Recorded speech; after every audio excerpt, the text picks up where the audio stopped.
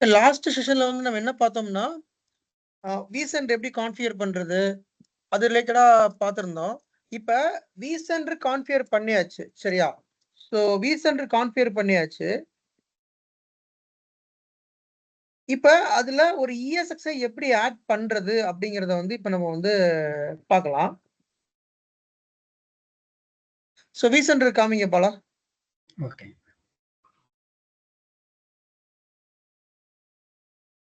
vCenter போங்க. இல்ல இத மினிமைஸ் பண்ணீங்க. இதுலயே காமிங்க. சி கைஸ், நம்ம வந்து vCenter 01 vmr.techie.comனு சொல்லிட்டு ஒரு vCenter நம்ம கான்ஃபிகர் பண்ணிட்டோம். இந்த vCenter நேமையும் நம்ம வந்து DNSல வந்து ஆட் பண்ணணும். இது வந்து ஆக்சுவலி நம்ம எதுல இருந்து ஆக்சஸ் பண்றோம் அப்படின்னா, ஒரு AD சர்வர்ல இருந்து இப்ப இந்த vCenter ஆக்சஸ் பண்றோம். அந்த AD சர்வரே will act as a DNS server.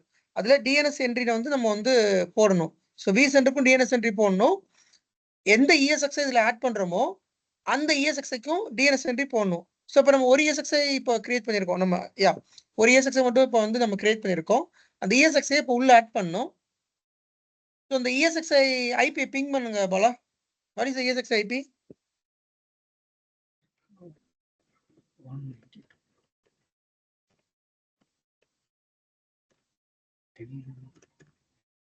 ஒரே நிமிஷம்.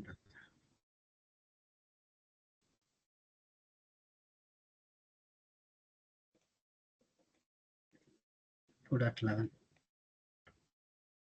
இதான் ESXஐ ஐபி இல்ல? ஆமாங்க. பிங் பண்ணுங்க.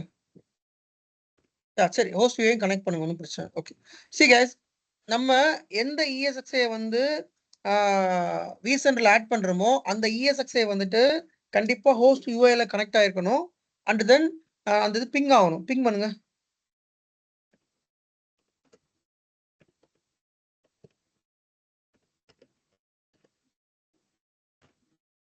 ஸோ பிங் ஆகணும். அப்படி இருந்தாதான் நம்மளால அந்த ESXஐ வந்து vCenterல ஆட் பண்ண முடியும். அதர்வைஸ் இதை vCenterல ஆட் பண்ண முடியாது. சரிங்களா? ஓகே. இது ஃபர்ஸ்ட் ஸ்டெப். ஒரு கைஸ், இப்ப நான் வந்து உங்களுக்கு எப்படி வந்து சொல்றேன் அப்படின்னா, நீங்க வந்து ஒரு புதுசா ஒரு என்விரான்மென்ட் கிரியேட் பண்ணி அதுல புதுசா பண்ற மாதிரி தான் இப்ப நான் சொல்லி கொடுத்துட்டு இருக்கேன். ஓகேங்களா? பட் நீங்க ஒர்க் பண்ற இடத்துல இப்படி இருக்காது. ஆல்ரெடி எல்லாமே பண்ணி தான் வச்சிருப்பாங்க. எக்ஸிஸ்டிங் என்விரான்மென்ட்ல நீங்க போய் ஒர்க் பண்ற மாதிரி இருக்கும். But however it is, new environment பத்தி நம்ம தெரிஞ்சுக்கிறணும். அதை நீங்க மேபி உங்க கையில திடீர்னு ஒரு நியூ என்விரான்மென்ட் கொடுத்து பண்ணுன்னு சொன்னாங்கன்னா, அப்ப நீங்க பண்ண தெரியணும். ஸோ அதுக்கான கிளாஸ் தான் இது வந்து. சரியா? அது மட்டும் இல்லாம இப்படி ப்ரொசீஜர் படி போனாதான் உங்களுக்கு அந்த எக்ஸிஸ்டிங் என்விரான்மென்ட் புரியும். எக்ஸிஸ்டிங் என்விரான்மென்ட் எதை சொல்றோம்னா, நீங்க ஒரு கம்பெனில வேலைக்கு போறீங்க. அந்த கம்பெனில ஆல்ரெடி vCenter இருக்கும். ESXஐ எல்லாமே ஆட் பண்ணியிருப்பாங்க. எல்லாமே ப்ராப்பரா இருக்கும். நீங்க போயிட்டு இதெல்லாம் ஆட் பண்ண வேண்டிய அவசியமே இல்ல. டைரக்ட்டா போயிட்டு ஆப்பரேஷன் டீம்ல ஒர்க் பண்றது தான். லைக் VMல எதுவும் இஷ்யூ இருந்தா பார்க்கறது. அந்த மாரி நீங்க வந்து ஒர்க் பண்றது தான். சரி, பிங் பண்ணியாச்சு. ஹோஸ்ட் வியூ கனெக்ட் பண்ணியாச்சு. இப்ப ஆ இந்த ESXஐயோட என்ட்ரி. ஸோ ESXஐ போங்க. ESXஐ போங்க. அங்க அந்த கன்சோல் போங்க. vCenter இங்கே பிரதர். அது மினி யா. சி கைஸ், திஸ் இஸ் ESXஐ. இந்த ESXஐயோட ஹோஸ்ட் நேம் வந்து ESXஐ 10.01 கொடுத்துருக்கோம். இதோட ஐபி அட்ரஸ் வந்து 2.11. இப்போ நம்ம இதை வந்து DNS என்ட்ரி போடணும். ஆல்ரெடி போட்டாச்சு. ஸோ DNS சர்வர் போங்க. யா, நம்ம எந்த ஐடி சர்வரோ அதில் போயிட்டு DNS அப்படின்னு நீங்க கொடுத்தீங்கன்னா, DNS சர்வருக்குள்ள தான் இப்போ நான் இருக்கேன். இதில் வந்து ஃபர்ஸ்ட் நீங்க வந்து ஃபார்வர்ட் லுக்அப் ஜோனுக்கு ஒரு ரெக்கார்டு வந்து கிரியேட் பண்ணணும். ஆல்ரெடி கிரியேட் பண்ணியாச்சு அந்த ரெக்கார்டு. கிரியேட் பண்ணதுக்கு அப்புறமா ஃபார்வர்ட் லுக்அப் ஜோன்ல நீங்க வந்து ஆட் பண்ணணும். இதில் பார்த்தீங்கன்னா ESXஐ 01 ஆல்ரெடி ஆட் பண்ணிருக்கு. இதை கிளிக் பண்ணி டபுள் கிளிக் பண்ணுங்க. இந்த ESXஐ 01ங்கத. ஸோ டபுள் கிளிக் பண்ணோம்னா ESXஐ 01 வந்து அதோட என்ட்ரி ஐபி அட்ரஸ் இருக்கும். இப்போ புதுசா நீங்க ஒரு ஆட் பண்ணுங்களேன். இது கேன்சல் கொடுங்க ஒரு நிமிஷம். கேன்சல் கொடுங்க. இப்போ எப்படி நியூ ஆட் பண்றது இதில் சொல்லிடுறேன். இதுல வந்து நியூ ஏஐ ரெக்கார்ட் போகணும். யா, இதுல ESXஐ 02ன்னு ஒன்று இப்போ வச்சிருக்கோம்னு வச்சுக்கோங்க. ESXஐ 02ன்னு கொடுங்க. ஆக்சுவலி ESXஐ 02 இல்ல, பட் சும்மா கொடுக்க சொல்றேன். நீங்க அந்த நேமிங் சேனல்லே கொடுங்க. ESXஐ கொடுத்துட்டு இது ஐபி அட்ரஸ் கொடுத்து கிரியேட் அசோசியேட் பாயிண்டர் ரெக்கார்டு கொடுத்தீங்கன்னா ரெக்கார்டு கிரியேட் ஆயிரும். ஓகே, ஒரு ஐபி அட்ரஸ் கொடுங்களேன்.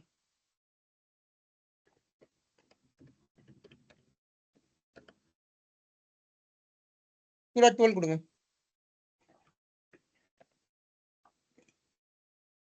இந்த ESXi 02 வந்து கேபிட்டல் லெட்டர்ல வைங்க. அந்த நேமிங் ஸ்டாண்டர்ட் பக்காவா வைங்க.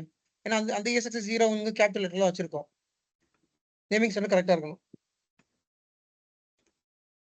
ஓகே. ஓகே, இப்போ ஆட் ஹோஸ்ட்னு கொடுங்க. இப்போ ரெக்கார்ட் கிரியேட் ஆயிடுச்சு. இப்படி தான் ரெக்கார்ட் கிரியேட் பண்ணணும். சரி, இப்படி தான் வந்து இந்த ESXi 1க்கு ரெக்கார்ட் கிரியேட் பண்ணிருக்கோம். ஓகே கொடுங்க.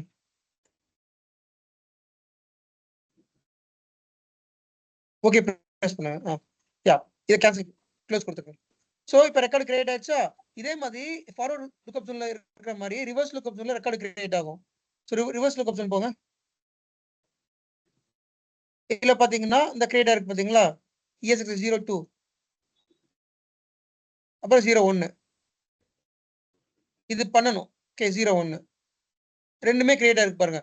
ஆட்டோமேட்டிக்கா பாயிண்ட் ரெக்கார்ட் வந்து கிரியேட் ஆச்சு. இது ஃபர்ஸ்ட் ஸ்டெப். ஸோ கிரியேட் பண்ணிட்டேன். கிரியேட் பண்ணதுக்கு அப்புறமா தென் we will go for ESXi வந்து கிளஸ்டர்ல ஆட் பண்றோம். ஸோ இதுதான் ஃபர்ஸ்ட் ஸ்டெப் நம்ம. ஓகே, ஸோ ஓகே, இப்போ vCenter போங்க.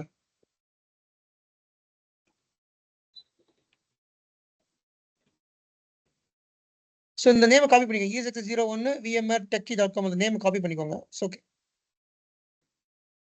அந்த நேமை காப்பி பண்ணுங்க பாலா. ஓகே. இல்ல இதுல இருந்து அந்த டிஎன்எஸ் ரெக்கார்ட்ல இருந்து காப்பி பண்ணுங்க. டிஎன்எஸ் ரெக்கார்ட்ல இருந்து காப்பி பண்ணுங்க.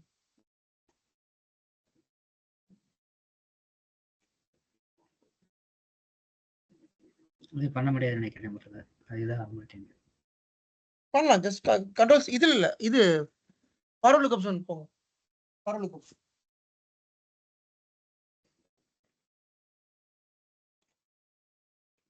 ஃபார்வர்ட் லுக்அப் ஜோன் போயிட்டு அதுக்கு அந்த ESXi 01 காப்பி பண்ணுங்க. இந்த கீழ இருக்குல்ல, அதை அப்படியே காப்பி கண்ட்ரோல் சி கொடுங்க. ஓகே. இப்ப vCenter போங்க. அதை நோட் பண்ணல கூட போட்டுக்கோங்க இல்லாட்டி.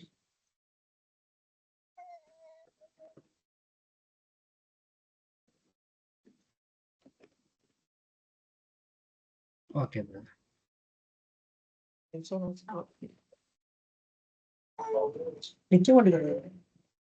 ஓகே, சோ இப்ப எம்டியா இருக்குது.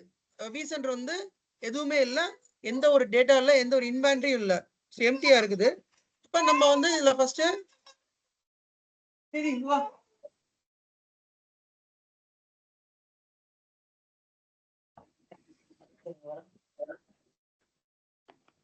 அப்ப நம்ம வந்து ஃபர்ஸ்ட் ஒரு கிளஸ்டர் கிரியேட் பண்ணோம்.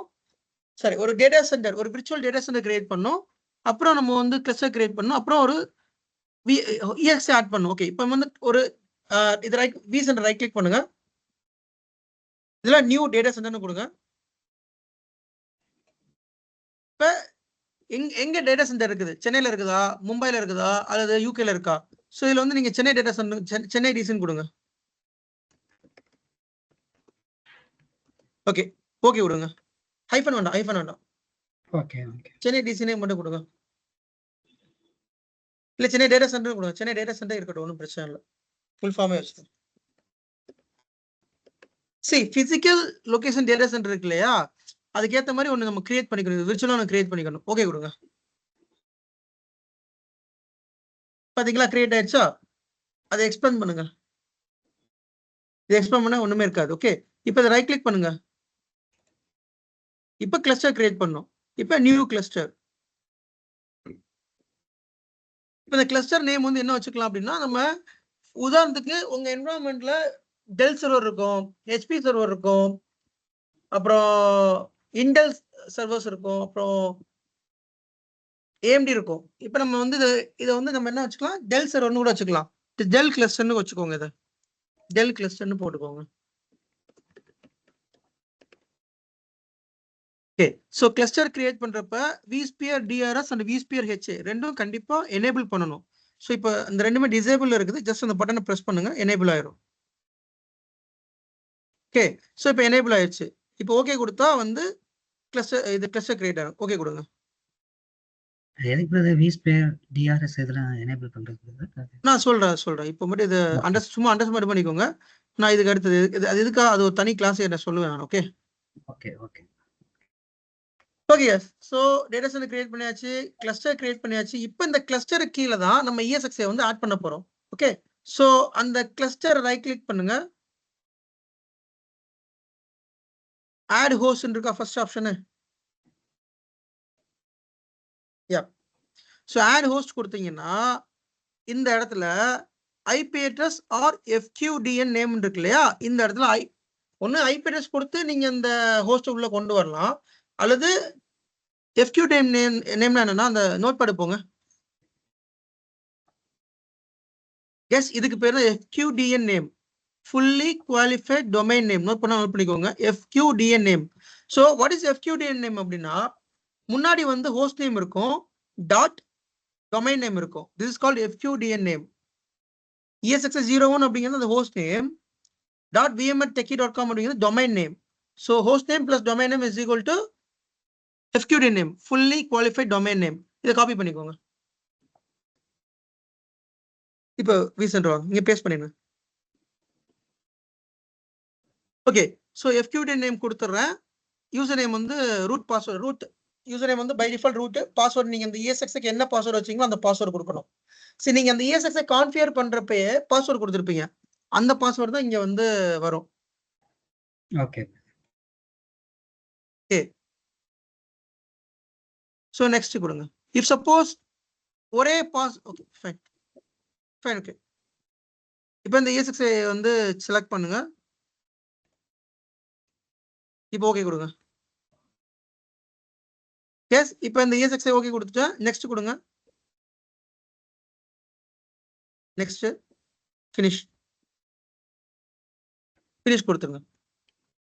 We successfully added the ESXi. Okay, ESXi வந்து டிஸ்கனெக்ட் ஸ்டேட்ல இருக்கு, கொஞ்ச நேரத்துல அதுவே மாறிடும். அந்த ESXi செலக்ட் பண்ணுங்க.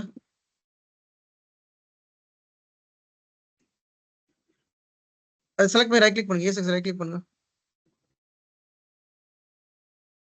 ஒரே நிமிஷம் இருங்க. மாறிடுச்சா? மாறிடுச்சு பாருங்க.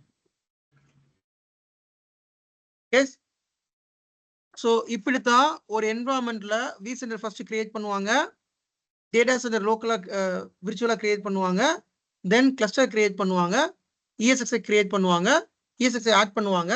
தென் இப்போ நம்ம வந்து இதுல விர்ச்சுவல் மிஷின் நம்ம கிரியேட் பண்ணிக்கலாம். புரியுதுங்களா உங்களுக்கு? இனிமே நீங்க வந்து ESXiல இருந்து மேனேஜ் பண்ண வேண்டிய அவசியம் இல்லை, vCenter இருந்து எல்லாத்தையும் மேனேஜ் பண்ணிக்கலாம்.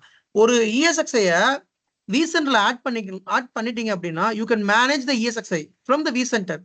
நீங்க ஒவ்வொரு தடவையும் ESXi புட்டிஷன் எடுக்கவோ அல்லது ஹோஸ்ட் UI கனெக்ட் பண்ணவோ அவசியம் கிடையாது. புரிஞ்சுதா உங்களுக்கு? கேஸ் இதெல்லாம் டவுட் இருக்கா? நீங்க ஒர்க் பண்ற இடத்துல இப்படிதான் இருக்கும். நீங்க ஒரு நாளைக்கே ஒரு VM அட்மினிஸ்ட்ரேட்டர் போறீங்கன்னா இந்த ஹையரார்க்கில தான் இருக்கும். இப்போ இதுல வந்து நம்ம வேற எத்தனை கிளஸ்டர்னாலும் கிரியேட் பண்ணிக்கலாம். உதாரணத்துக்கு அந்த டேட்டா சென்டர் கீழே இன்னொரு கிளஸ்டர் கிரியேட் பண்ணிக்கலாம். இப்போ இந்த கிளஸ்டர் கீழே எத்தனை ஹோஸ்ட்னாலும் நம்ம ஆட் பண்ணிக்கலாம், 64 ஹோஸ்ட் ஆட் பண்ணிக்கலாம். ஓகேங்களா? ஸோ எதுக்கு கிளஸ்டர் அப்படிங்கிறது நம்ம நெக்ஸ்ட் நான் சொல்றேன். நான் கிளஸ்டர் கிரியேட் பண்ணதுக்கு ஒரு தனி பர்பஸ் இருக்குது, அது என்ன பர்பஸ்க்கு நான் நெக்ஸ்ட் சொல்றேன் நான். ஓகேங்களா? இப்போ நீங்க இதை மட்டும் ஜஸ்ட் அண்டர்ஸ்டாண்ட் பண்ணிக்கோங்க. வாட் இஸ் கிளஸ்டர், ஏன் கிளஸ்டர் கிரியேட் பண்ணணும், அது கிளஸ்டர் கிரியேட் பண்ணாம இருந்தா என்ன ஆகும், அது பண்ணாமலே பண்ணிக்கலாம். பட் சில விஷயங்கள் நடக்கும், சில விஷயங்கள் நடக்காது. சில ஃபீச்சர்ஸ் ஒர்க் ஆகும், சில ஃபீச்சர்ஸ் ஒர்க் ஆகாது. அதுதான் நம்ம கிளஸ்டர் வந்து கிரியேட் பண்றோம். Okay fine. இதுல யாருக்கும் டவுட்ஸ் இருக்கா கைஸ்? டவுட்ஸ் இருந்தா கேளுங்க. Let's close the session. Fine. So அந்த கிளஸ்டர் இப்போ செலக்ட் பண்ணீங்கன்னா அந்த கிளஸ்டர் செலக்ட் பண்ணுங்க. இந்த கிளஸ்டர் செலக்ட் பண்ணி ஹோஸ்ட் போங்க. ஹோஸ்ட் இல்ல no add no right hand சைடுல ஹோஸ்ட் இருக்கு பாருங்க, ரைட் ஹேண்ட் சைடுல. இதுல பாத்தீங்கன்னா இந்த கிளஸ்டர்ல எத்தனை ஹோஸ்ட் இருக்குது, அதோட மெமரி யூசேஜ் என்ன, சிபி யூசேஜ் என்னன்னு தெளிவா இந்த இடத்துல நம்ம வந்து பாத்துக்கலாம். சரிங்களா?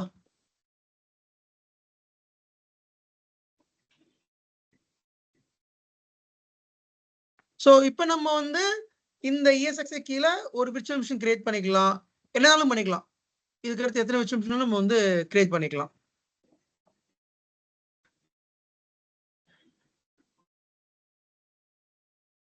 சார் ஒரு கிளஸ்டர்ல மேக்ஸிமம் எவ்வளவு ESXi